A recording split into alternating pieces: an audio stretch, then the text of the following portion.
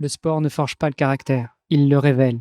C'est cette conviction, ce mantra qui m'anime depuis des décennies, sur les terrains d'entraînement comme dans la vie. Et c'est aussi ce qui donne vie à ce podcast. Aller à la rencontre de celles et ceux qui, par leur parcours, leurs astuces et leur état d'esprit, nous montrent comment devenir triathlète, comment progresser et enfin comment performer en triathlon. Que nos invités soient des passionnés du dimanche, des amateurs éclairés ou des pros aguerris, chacun apporte sa pierre à l'édifice. Leurs expériences, leurs échecs, leurs victoires, c'est une mine d'or pour débloquer vos propres objectifs. Prêt à plonger ? Suivez le guide, ou plutôt suivez les guides. Et avant de commencer, un petit rappel. Retrouvez-moi sur les réseaux sociaux du podcast et sur votre appli préférée pour partager vos retours, vos questions ou simplement un petit mot d'encouragement. Tout est aussi sur devenirtriathlète.com. Les ressources de l'épisode, les bios des invités et bien plus pour booster votre pratique. Bonne écoute et surtout, bon entraînement. Salut les sportifs, c'est Armano et je suis très heureux comme d'habitude de vous recevoir pour ce nouvel épisode du podcast Devenir triathlète. Aujourd'hui, je suis encore plus heureux parce qu'on a réussi à caler un enregistrement avec mon invité du jour qui est arrivé au micro malgré lui, pour ainsi dire. Il y a quelques temps, je recevais un message d'un auditeur qui me disait qu'il allait bientôt aller sur un triathlon à Revel, donc pas très loin de là où j'étais à Toulouse, et que ça lui ferait plaisir de me rencontrer. Malheureusement, les difficultés de coordonner nos agendas a fait qu'on n'a pas pu se voir, mais j'avais prévu qu'on reste en contact. Et puis quelques semaines après, juste avant Noël, j'ai reçu un message de son épouse qui me disait en quelques mots qu'il appréciait beaucoup le podcast et puis que ce serait sympa si on arrivait à se caler un moment pour faire un petit appel téléphonique de quelques minutes. Bon, on a fait ce petit appel, mais surtout, j'ai proposé à Arnaud Conté de venir sur le podcast. Salut Arnaud. Salut Armano. Comment vas-tu ? Très bien, en pleine forme, merci. Bon, t'as vu, je te fais des blagues en plus parce que je te dis on enregistre, finalement on n'enregistre pas, puis finalement on enregistre. Comme ça, tu stresses pas avant l'enregistrement et t'as juste le temps de t'asseoir et puis de te mettre prêt pour cet épisode. C'est ça, j'ai pas eu trop le temps de me préparer, du coup c'était improvisé, oui et non, mais en tout cas... On va rentrer tout de suite dans le sujet. Je te présente un tout petit peu parce qu'il paraît qu'il faut pas laisser entièrement les invités se présenter. Donc, je te propose de te présenter, tu vois, d'innover un petit peu avec toi. Bon, de toute façon, déjà, j'imagine que tu es, ou tu as été en tout cas pendant une dizaine d'années, une brute de travail parce que tu es médecin, donc tu as fait ce fameux cursus de médecine. Donc, à ce moment-là, tu étais un bourreau du travail.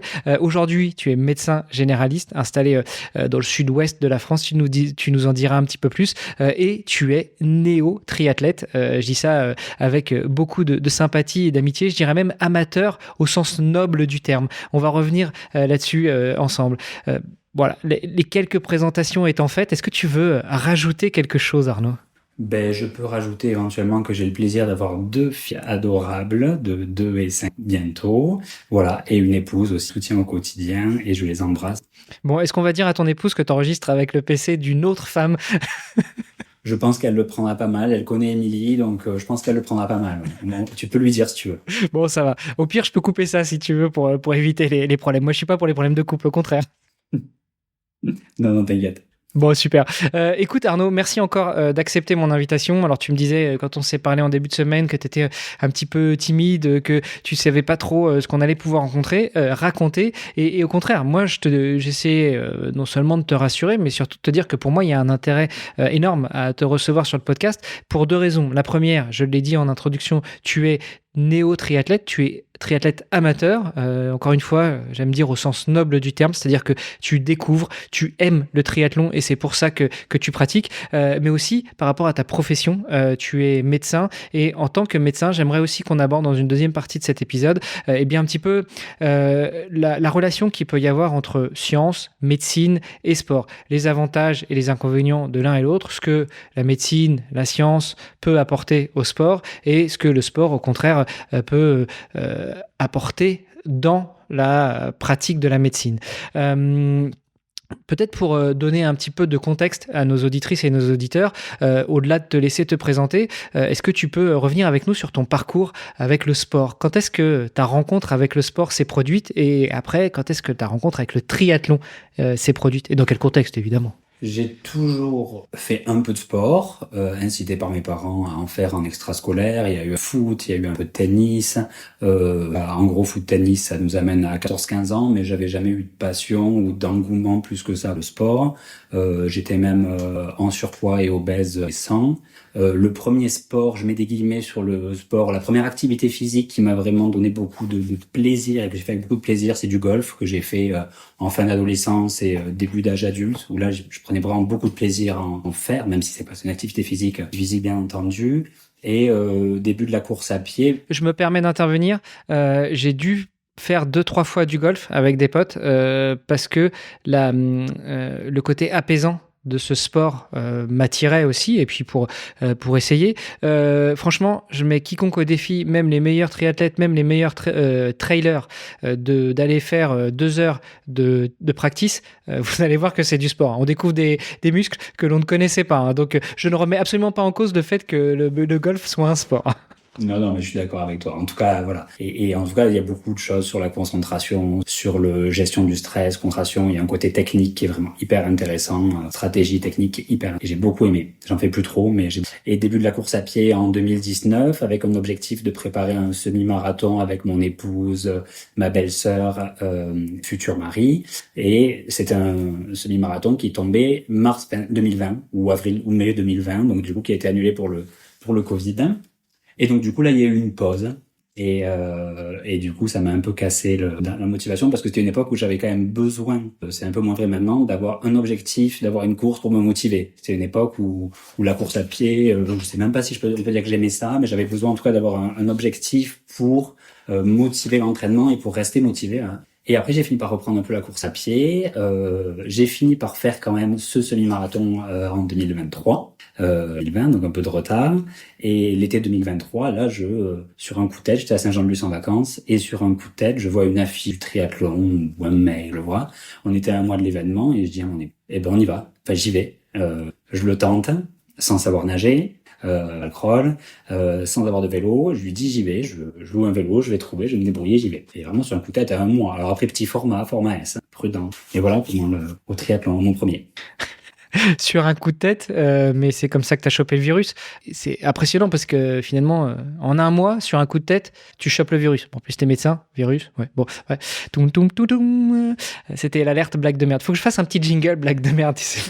Et comment se passe ce premier triathlon du coup? Parce que tu sais pas nager, en tout cas pas le crawl, comme tu dis. T'as pas de vélo. À un mois de l'épreuve, ça se passe comment? Il se passe super bien. Il y a une petite anecdote, c'est que je vais chercher mon vélo de location, mon VTT de location 2 heures avant ou 2h30 avant.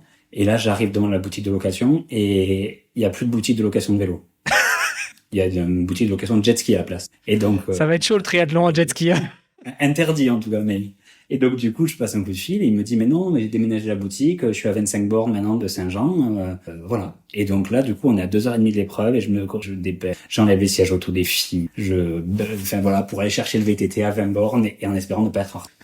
Mais l'épreuve se passe super bien. L'épreuve se passe super bien, j'ai pris beaucoup de plaisir. Voilà, avec aucun équipement, avec des baskets de running, y compris pour le vélo, sans porte-ceinture. Donc je me suis retrouvé à retourner le t-shirt à la deuxième transition, à retourner le t-shirt parce que j'avais le dossard et des épingles. Et donc du coup, à la transition, je retourne le t-shirt. J'avais pensé en amont quand même, pour avoir le passer de derrière à devant. Enfin voilà, c'est vraiment très très amateur, mais j'ai pris beaucoup de plaisir. Et tu vois, c'est ce que je te disais en off quand on parlait un petit peu de cet épisode qu'on allait pouvoir enregistrer, et puis que j'essayais de te rassurer un peu. C'est justement ce genre de détails qui serviront à des auditrices ou à des auditeurs qui n'ont pas encore fait leur premier triathlon. C'est comment ça se passe, ce premier tri, qu'est-ce qu'on fait avec le dossard, parce qu'effectivement en course à pied, tu mets le dossard devant, tu te poses pas la question, puis tu te fais tenir avec des épingles. Mais en triathlon, sur le vélo, tu dois avoir le numéro derrière. Puis sur la course à pied, tu dois avoir le numéro devant. Bon, t'as donné qu'un seul dossard. Comment tu fais? Toi, t'as trouvé une solution. Hop, tu tournes le t-shirt. Je suis pas sûr que c'était super confortable.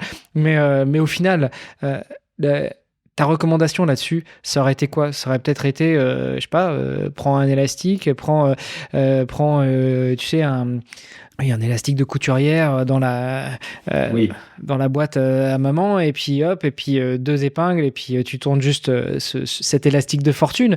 Mais le coup du t-shirt, c'était une bonne idée, hein, remarque. Ou tu fais une photocopie du t-shirt, t'en mets un devant, un derrière, enfin du t-shirt, du dossard, t'en mets un devant, un derrière. Mais bon, là, t'avais pas le temps parce qu'il fallait déjà que t'aies cherché ton vélo.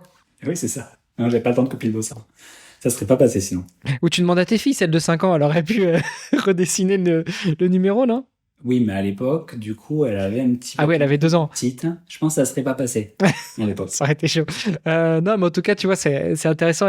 Et cette première expérience, elle, ne t'a pas dissuadé ou elle t'a pas laissé un goût amer? Au contraire, elle t'a donné envie de continuer? Ah ouais, j'ai de suite eu envie de recommencer, de continuer. Je savais que je voulais continuer. Pourquoi, en fait? Tu sais, c'est peut-être la question qu'on C'est une pose bonne question.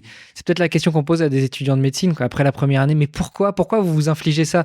La passion, l'envie, l'envie d'aider l'autre, d'aider son prochain, j'en sais rien. Mais là, pour le triathlon, c'est quoi? C'était quoi le why? Je pense que c'est une des raisons qui m'a aussi fait choisir la médecine générale, c'est avoir varié le quotidien, tu vois. En médecine générale, tu as des consultations variées, tu as des modes d'exercice variés et tu peux faire plein de choses différentes en médecine générale. Et la journée est faite de consultations extrêmement différentes. Et l'idée du triathlon, c'était la même chose, c'est d'avoir varié de la course à pied, pouvoir faire d'autres sports, y compris le renfort, y compris le renfort et pouvoir avoir d'autres sports et à la fois pour varier, pour du coup gagner peut-être côté plus ludique, en tout cas changer, varier, me challenger aussi sur apprendre à nager, varier, éventuellement aussi peut-être protéger au niveau du corps quand même, pour pas avoir les mêmes sollicitations musculaires, travailler de manière un petit peu différente en fonction des moments de blessure, ou même sans blessure, ou en tout cas dans la prévention de blessure, de varier et avoir des activités différentes d'un mois à l'autre, parce que du coup,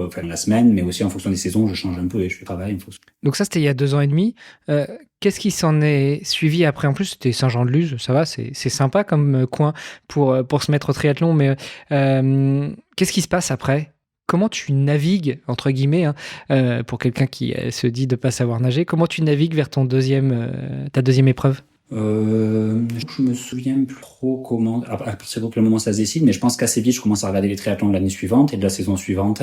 Donc pour décider de refaire un deuxième S, en étant un petit peu plus équipé à ce moment-là. J'achète petit à petit mon équipement et donc je fais un deuxième S en 2004 à Revel-Saint-Véréol. Je continue un peu la course à pied, quelques semi-marathons par là, et je tente mon premier M à Saint-Jean-de-Luz, du coup l'année suivante en fait, en 2024, septembre 24, mon premier M, avec petit à petit un équipement qui s'étoffe progressivement. J'achète pas tout d'un coup, tu vois. Un équipement qui s'étoffe petit à petit en voyant que ça me plaît. Je vais avoir besoin d'équipement pour gagner un peu de confort. Et c'est vrai qu'avoir son propre vélo, ne serait-ce que ça, c'est quand même, j'allais dire indispensable. Non, pas indispensable, mais quand tu commences à en faire plusieurs et à pratiquer régulièrement, pas pour le premier ou les 2-3 premiers, mais après pour s'entraîner de façon. Et justement, c'est où est-ce que tu investis en premier? Sur quel type de matériel? Est-ce que ça passe d'abord par le vélo, par les chaussures, par le porte-dossard, par des chaussures de vélo? Enfin, où est-ce que tu focuses au début? Il y a eu assez rapidement un porte-dossard quand même, parce que bon, le changement de t-shirt, rappelé par l'arbitre en plus, parce que je savais que je devais le faire, tu vois. Mais tu vois, t'es rappelé le dossard. Ah oui, c'est le dossard. Donc il y a le porte-dossard quand même assez vite, la trifonction quand même assez vite, la trifonction, le porte-dossard. Je pense que la combi doit arriver assez vite. Et le vélo, mais au début le vélo sans les pédales, sans les chaussures, parce que ça me faisait un peu peur quand même sur les pédales. Enfin, donc, tu veux dire sans les pédales automatiques, parce que toi tu... Pardon, oui, non, il y avait quand même des pédales, je te rassure. Quand je dis sans pédales, c'est sans pédales automatiques et sans chaussures de vélo. Donc, je pense même qu'à Revel, sur le S de juin 24, je pense que de mémoire, j'avais pas les pédales auto. J'avais encore les chaussures de running. Comment tu fais ton choix à ce moment-là pour les différents éléments du matériel? Est-ce que tu te renseignes sur Internet, tu écoutes des podcasts, tu regardes des vidéos, tu lis des livres? Bah oui, ça se fait encore. Il y a encore des magazines sur le triathlon. Enfin, comment tu fais ton choix? Ou plus classiquement, je sais pas, tu vas pousser la porte d'un club de tri et puis tu poses la question? J'ai jamais passé le cap de pousser la porte d'un club et c'est grâce à toi. Enfin, c'est grâce à toi. Écoutez, j'allais dire tous tes podcasts, c'est peut-être un peu optimiste, mais je suis remonté loin en arrière dans devenir triathlète à cette époque-là. Donc voilà, beaucoup de podcasts, notamment les tiens où écouter des conseils. Et c'est essentiellement ça, essentiellement tes podcasts où je suis remonté. Voilà, quasiment, j'allais dire au bout, peut-être pas au bout. Mais... Ah, écoute, on peut arrêter là l'épisode. Voilà, ça y est, j'ai eu mon petit moment de gloire. Merci. Non, mais du coup, mais c'est vrai que c'est super aidant. Mais pour le coup, tu vois, tu peux remonter au tout début des épisodes parce que au tout début, donc avec Olivier de Scooter, avec qui on a monté le podcast, l'idée c'était pas forcément de faire du podcast d'interview et par contre on voulait faire un épisode quotidien ce qu'on a fait pendant 1 an. Et à chaque épisode, on essayait soit d'aborder un sujet du triathlon, soit une actualité du triathlon à ce moment-là. Et du coup, ça faisait des épisodes de 5 à 20 minutes où on abordait un micro-sujet. Typiquement, le porte-dossard, qu'est-ce qu'on peut utiliser comme porte-dossard? Est-ce qu'on en a besoin? Qu'est-ce qu'on peut utiliser? Comment on l'utilise? Les chaussures automatiques ou les chaussures pas automatiques, les cales, pas les cales, les élastiques pour mettre les chaussures. Enfin, tu vois, les sujets qui peuvent paraître basiques, mais qui finalement, quand tu commences le triathlon, peuvent énormément t'aider. Donc, même encore maintenant, si tu veux, tu peux revenir en arrière. Il n'y a pas de souci. Il y a plein de petits tips à aller chercher sur les tout premiers épisodes. Et ça vaut aussi pour les auditrices et les auditeurs qui nous écoutent en ce moment, hein, bien sûr. Ce n'est pas réservé. Écoute, merci en tout cas pour ça. Et c'est intéressant de savoir que c'est grâce à ces petits conseils que toi, ça t'a permis d'évoluer, de progresser, en tout cas un petit peu dans ta pratique, dans ton équipement. Et forcément, si tu progresses dans l'équipement, pour autant qu'il soit bien calibré pour toi, ça va te permettre de progresser aussi dans ta pratique. Preuve en est, tu as fait 2S et puis après tu es passé sur un M. Pourquoi tu es passé sur un M et pas sur un L ou sur un Half Ironman ou sur un Ironman tout de suite? Parce qu'il y en a beaucoup qui font ça. Il y en a beaucoup qui disent moi je vais commencer le triathlon par un Ironman. Allez hop. Comment se fait-il que tu aies fait une évolution progressive? Qu'est-ce qui a fait que tu aies opté pour cette phase de découverte progressive, que tu sois arrivé sur un M après 1 an et pas direct à ton 2e triathlon, ou même que tu n'aies pas été chercher des distances beaucoup plus longues? Je suis un garçon prudent quand même. Je suis un garçon prudent. J'aime bien faire les choses progressivement, de manière un peu prudente, et j'aime bien me challenger, mais des challenges qui me paraissent progressifs, et tu vois, Par cette question-là, au-delà de la progressivité et de la prudence, qui est tout à ton honneur, je voulais savoir aussi qu'est-ce qui t'emmène, toi, enfin, quelles sont les barrières aujourd'hui qui te font dire, alors on va d'abord faire cette étape-là, et puis celle-ci, et puis celle-là. Pourquoi 2S avant AM? Et pas que d'un point de vue décision prudentielle. Peut-être qu'il y a une justification aussi de ton côté en tant que médecin, de te dire bah oui, mais avant de monter sur un tel niveau d'effort, il va d'abord falloir habituer le corps. Enfin, tu vois, j'essaie de trouver aussi les explications qui peuvent permettre à nos auditrices et nos auditeurs de se poser la question pourquoi j'irai pas sur un format un peu plus grand, mais après avoir passé telle ou telle étape. Ou peut-être que tu vas me dire, écoute, c'est juste une question logistique, hein, j'ai un boulot qui me prend tout mon temps, mes filles finissent de prendre ce qui reste, et puis le micro-temps qui reste, je l'accorde à mon épouse. Il y a en effet une logique de temps qui est que je voulais quelque chose, comme je disais, progressivement, que ça prenne pas beaucoup de temps sur ma semaine parce que je n'avais pas beaucoup à créer. C'est sûr que, comme tu dis, au niveau physiologique, je faisais des adaptations pas simples et s'adapter, faire du vélo, nager, faire du renfort. Enfin, je pense que pour le corps quand même, vaut mieux être trop progressif dans l'approche, de mon point de vue, trop progressif dans l'approche, et qu'au niveau du corps, tu te protèges. Et il a dit plusieurs fois, je me trompe, mais que voilà, ça reste un sport à maturation lente, voire très lente, et que je pense qu'il faut voir ça. Enfin, moi, j'aime le triathlon. J'ai déjà pas envie de m'en dégoûter. Je sais pas si ça pourra arriver un jour, mais aussi au niveau du corps, pour durer, pour avoir toujours l'envie de continuer à le faire. Des fois, même être un peu frustré de se dire tiens, j'en fais pas assez, pour garder, tu vois, de la motivation, un petit peu de frustration qui te donne envie d'y aller. Pas se dégoûter, pas faire du mal au corps, pas se dégoûter au niveau psychologique, pas tomber dans un surentraînement de j'en fais trop, donc ça se répercute pas et sur le travail et sur fille et sur épouse, et que je garde un peu l'envie et presque un peu de frustration, tu vois, qui me fait dire que je dépasse pas de limite. Si aujourd'hui tu avais un patient qui venait te voir, un patient que tu suis depuis des années, que tu sais qui fait un petit peu de sport comme ça à droite à gauche, mais que c'est pas un grand sportif, et qui te disent écoute Arnaud, j'ai testé un triathlon cet été là, j'ai bien aimé, c'est décidé, l'été prochain en juillet je vais sur un Ironman. Tu lui dirais quoi en tant que médecin? Je pense que là tu rentres dans une consultation déjà qui va beaucoup m'intéresser, ça c'est évident, et que ça va dépendre de plein de choses. Si c'est un sportif, ça va dépendre de son passif, ça va dépendre du temps qu'il a à créer, ça va dépendre de plein de choses. Ça me paraît pas forcément déraisonnable. Sur une année, si elle a un sportif, que sur l'année, il peut, à la fois récupérer en faisant quelque chose de progressif, avec un volume intéressant à la fin, ça me paraît pas non plus fou, et c'est juste que moi, je pense que c'est quelque chose qui me conviendrait pas, parce que je veux préserver ma vie de famille, je veux pas que ça empiète trop sur le travail, donc c'est quelque chose qui, moi, me conviendrait pas. Mais ça me choquerait pas si au niveau santé, il n'y a pas de souci de santé, qu'au niveau voilà, qu'il a quand même fait quelques bilans éventuellement. Enfin, il faut se poser des questions de voilà, qu'est-ce qu'il faut faire pour qu'il le fasse en sécurité. Mais je pense qu'en allant vérifier s'il a le temps disponible, s'il est entouré comme il faut pour sa prépa, qu'il a le temps disponible, qu'au niveau médical il n'y a pas d'indication. Je trouverais ça tout à fait acceptable. Mais avec des si, plusieurs si à la fois au niveau musical, disponible et à la fois progressif malgré tout, même si c'est que 1 an. Bon, alors, c'est pas une consultation médicale qu'on est en train de faire, on est bien d'accord. On donne pas de conseils, tu donnes juste ton avis en tant que médecin et en tant que personne. Et un avis qui est aussi bien mitigé dans un sens, c'est-à-dire, encore une fois, si les conditions sont favorables à cette pratique, que la personne peut récupérer, que la personne peut s'entraîner correctement, convenablement, et que ça va pas nuire à d'autres pans de sa vie personnelle, mais également si les signaux médicaux sont ouverts.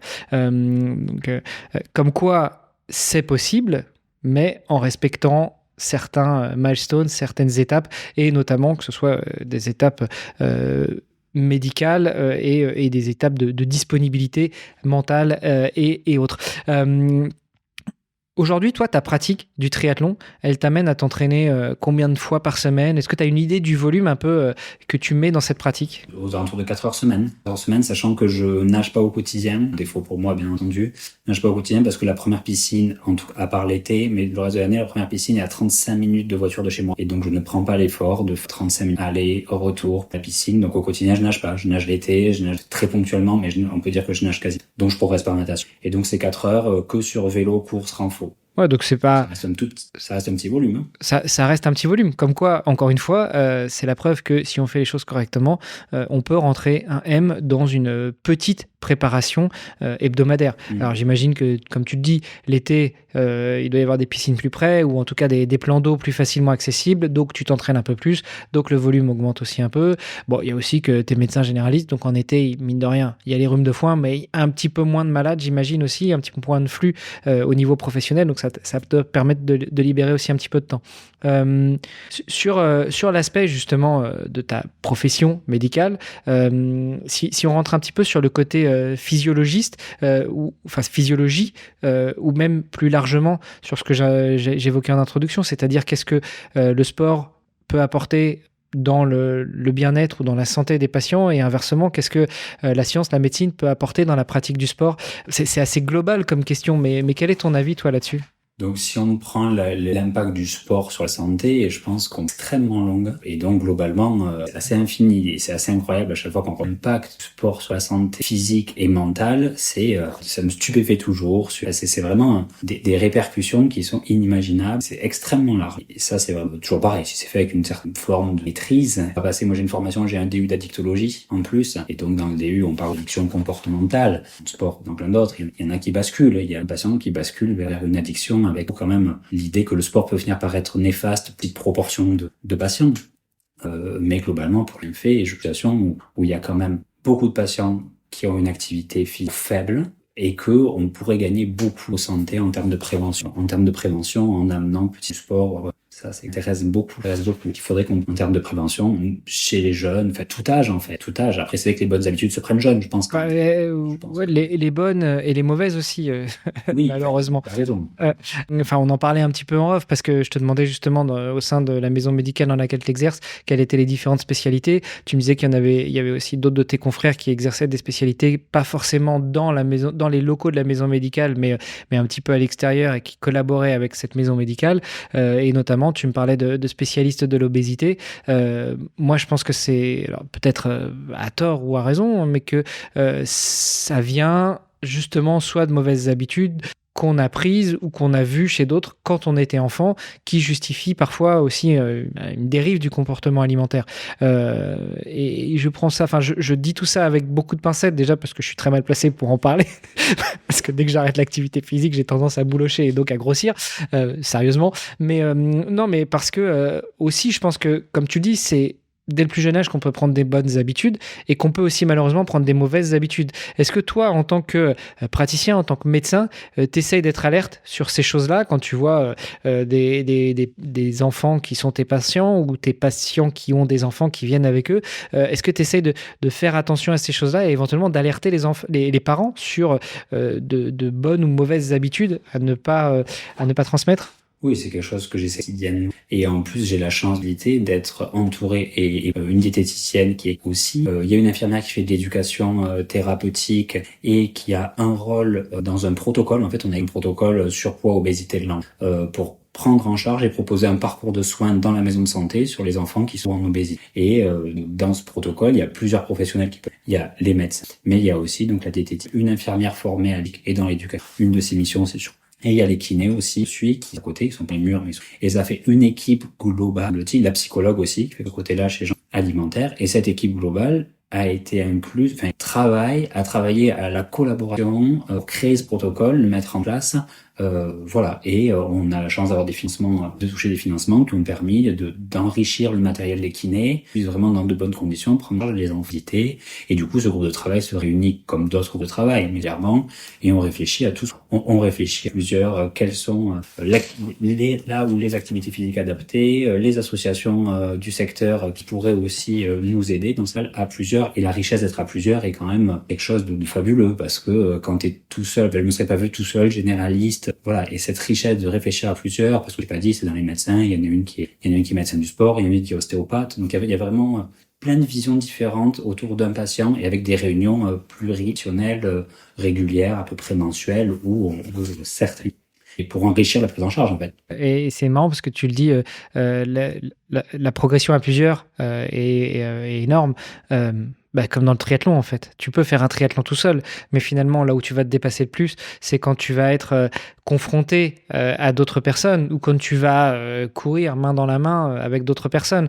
Toi comme moi, on chasse pas les podiums, donc en fait on est dans cette pratique de notre sport par pur plaisir, mais aussi par amour du partage qu'on peut avoir avec les autres concurrents. Mon épouse serait tout à fait d'accord avec toi et elle rajouterait même qu'il faut que j'arrête par rapport à nos amis, aux belles-sœurs, aux beaux-frères, de dire allez viens on fait cette course, allez viens on fait ci, allez viens on fait ça. Et des fois elle me dit mais tu saoules tout le monde, arrête de proposer. Moi j'arrête. Mais tu vois c'est arrête, tu proposes toujours, tu parles toujours de sport, tu proposes toujours, mais n'empêche que ça marche quand même. On arrive à créer de l'engouement. Mais voilà, elle trouve que je pousse des fois un peu trop, tu vois, là, on parle de l'entourage, on parle pas des patients, mais voilà, que des fois, mais moi, j'adore ça.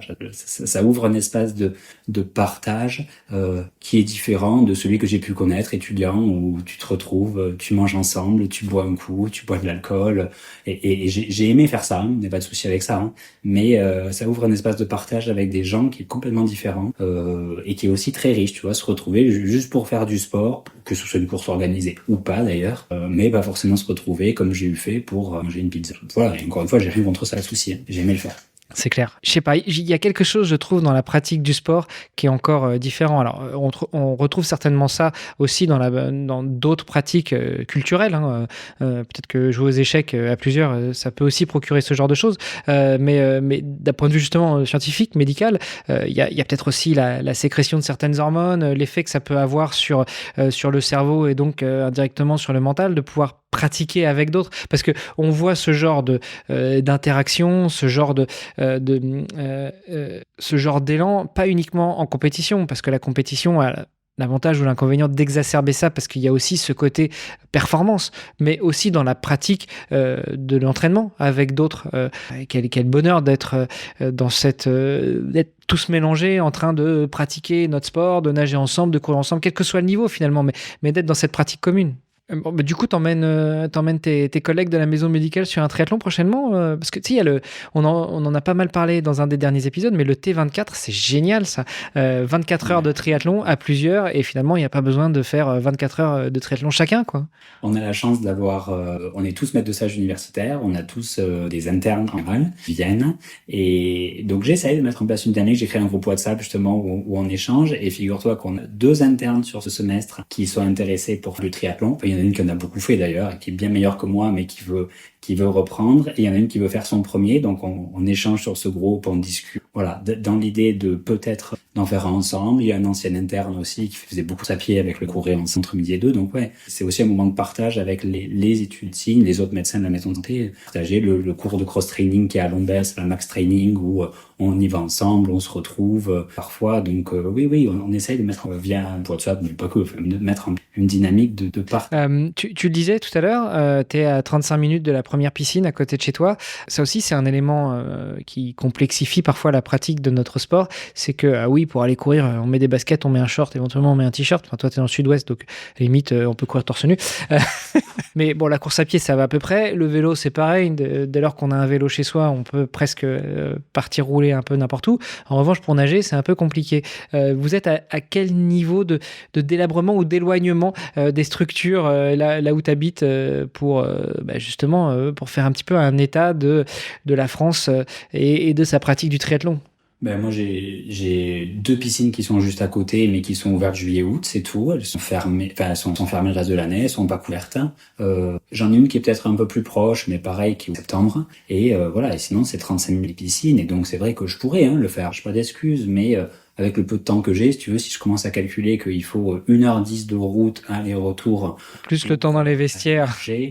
Quand tu vois le volume de sport que je fais, aller perdre 1h10 ou 1h15 pour nager, c'est pas quelque chose qui me va, moi, dans mon organisation. Donc, c'est très compliqué, je pense. Enfin, en tout cas, je parle pas pour la France, mais en tout cas, vers chez nous, c'est d'aller nager. Et étant pas nageur à la base, je me demande quand je vais progresser, en fait. Peut-être jamais, en fait. Tu vois, je me dis, est-ce que je vais progresser un jour? Si oui, quand et comment, en fait? Alors, franchement, laisse-moi te dire que ça, c'est une mauvaise excuse. Tu as normalement des bases d'anatomie, si je ne m'abuse. Normalement, ce serait à sec, c'est-à-dire à base de PPG. Mais avec une bonne PPG bien installée, tu peux déjà pas mal te débrouiller. Bon, ça remplacera jamais le contact avec l'eau, et notamment le fait de bien savoir poser les bras, de bien savoir tirer sur l'eau, pousser sur l'eau, etc. Ça, je te l'accorde. Mais en revanche, pour ce qui est de préparer le reste du corps à l'effort physique que demande la natation, je pense qu'avec une bonne PPG, il y a de quoi faire. C'est un bel objectif. Voilà. Bon, écoute, t'as des kinés, médecins du sport et autres dans ta maison médicale, va falloir y aller là, Arnaud. Avant l'été, pour préparer l'été et nager cet été.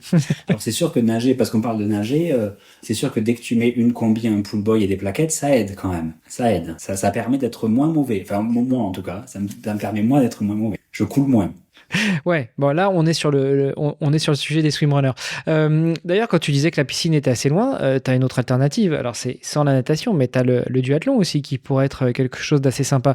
Tu cours, tu roules, tu recours, et ça se fait aussi bien seul qu'en équipe. Donc pour revenir un petit peu à toi, 2S, 1M, c'est quoi les plans pour 2026 ? Pour 2026, je vais refaire le demi-Ironman de Revel que j'ai fait en juin là, cette année. Ouais, donc tu as fait 2S, 1M, 1L, et voilà.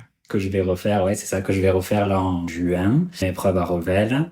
Le marathon de Biarritz le week-end du 1er mai, je fais 3 mai. Voilà. Et après, forcément d'autres courses aussi, voilà, prendre le temps du sport au quotidien. Et j'ai envie de te dire que tu vois, j'aime faire des courses organisées. Et c'est moins vrai qu'à une époque. J'ai moins besoin d'avoir des cours, prendre du plaisir à faire du sport, et je me rends aussi compte que, comme ce qu'on dit tout à l'heure, se rencarder avec un copain et aller rouler, et donc j'ai de plus en plus de plaisir à faire du sport sans forcément une course organisée, et je me rends compte que c'est de moins en moins indispensable, avec un petit bémol pour le triathlon, parce que faire un vrai triathlon, enfin même faire un triathlon sans un minimum d'organisation, c'est quand même un peu compliqué avec les transitions. Si t'as pas de course organisée, tu peux toujours faire des enchaînements, bien entendu, et j'en fais. Mais voilà, c'est quand même besoin d'un minimum d'organisation, une épreuve complète. Tu disais qu'aujourd'hui, tu fais à peu près 4 heures d'entraînement par semaine, ce qui est vraiment pas énorme.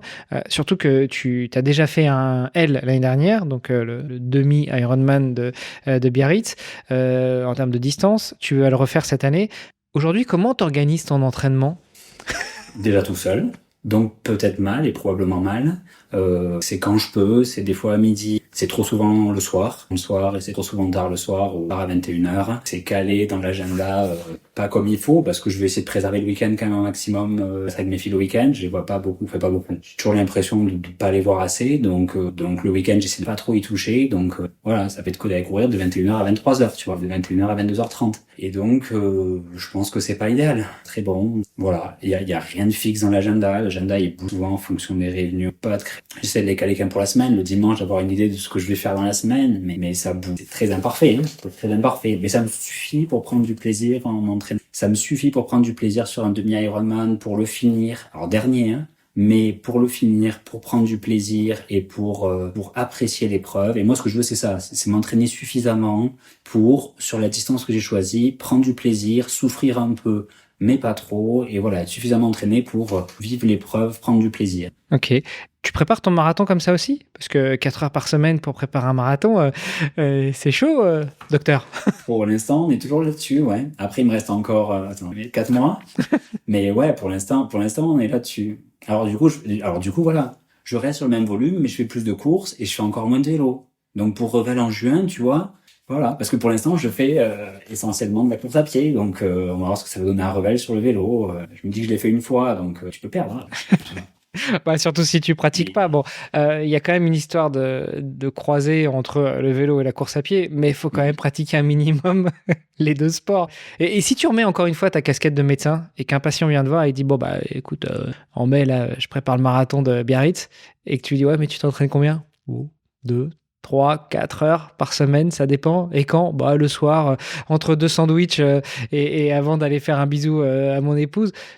Non, avec ta casquette de médecin, tu vas dire arrête, c'est pas possible, tu déconnes. De toute façon, les médecins, c'est souvent faites ce que je dis parce que je fais. C'est ça. Donc on est là-dedans, clairement. C'est pas très bon. Après, toujours pareil. Moi, si le marathon, je mets 5 heures, je mets 5 heures si tu veux. Enfin, j'ai pas de problème avec ça. Donc si tu veux, toujours pareil. L'objectif, c'est pas faire 3:30 parce que je veux faire 3:30 ou moins de 4 parce que c'est la barrière. Voilà, moi, si je mets 5 heures, je mets 5 heures. Et donc, voilà, toujours pareil. C'est s'entraîner suffisamment pour pas trop souffrir.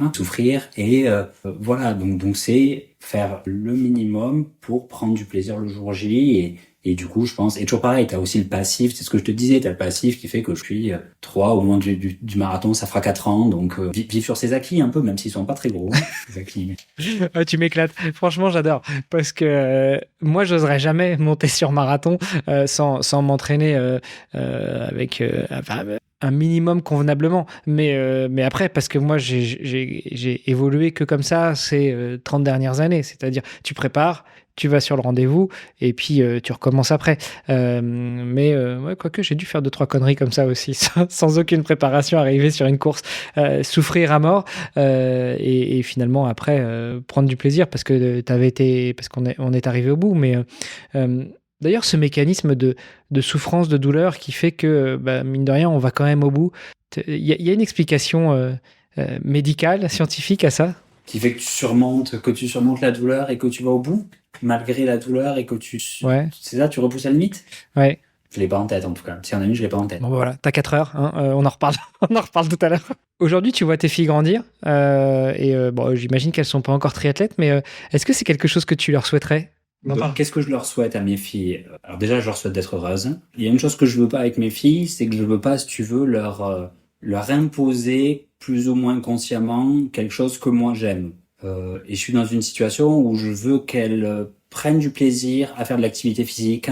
Je veux pas que ça soit quelque chose d'imposé. Je veux qu'elles se sentent vraiment libres. Alors même si c'est jamais vrai, mais je veux qu'elles se sentent libres de choisir l'activité qui leur plaît.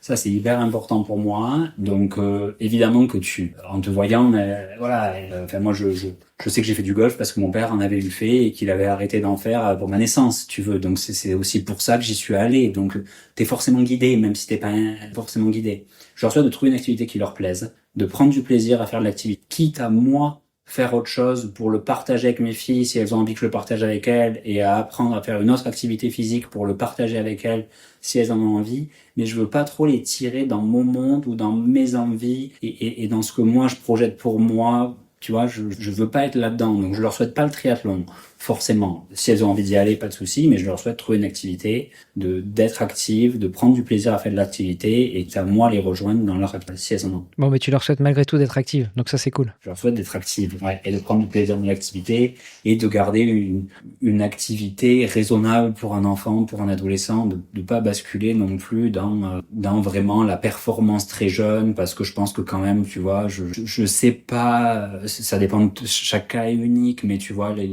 les enfants qui sont vraiment performants très jeunes, je pense que des fois ça peut être aussi néfaste au niveau psychologique, au niveau du corps, surtout s'ils sont poussés et qu'il y a une forme de pression derrière pour la performance, quelle qu'elle soit. Donc, à la fois je trouve ça bien, en fait, tu vois, je dis pas que c'est pas bien, mais je pense qu'il faut se méfier avec les enfants à l'active performance et il faut trouver une juste mesure en fait dans tout en fonction de l'âge. Bah, surtout que quand on regarde les gamins, je peux te dire que des triathlons, ils en font dans la journée. Hein. Ils courent, ils sautent, ils passent de ça à là, ils s'arrêtent 2 minutes pour dessiner, puis après ils repartent. Enfin, ils sont autrement plus actifs que nous maintenant adultes qui sommes clairement sédentaires. Quoi. Bien sûr, on a une super école, vous avez un projet Grandir dehors, on amène le vélo tous les mardis, tous les jeudis en ce moment à l'école parce que dès la moyenne section, ils partent faire du vélo, des parcours de motricité, ils font du vélo, des fois la demi-journée elle est dédiée à aller au lac avec la maîtresse, l'ATSEM, et ils ont des super projets, même à l'école où il y a, nous, un projet Grandir dehors qui est hyper riche. Écoute, je pense que c'est effectivement le pire qu'on puisse souhaiter à nos enfants.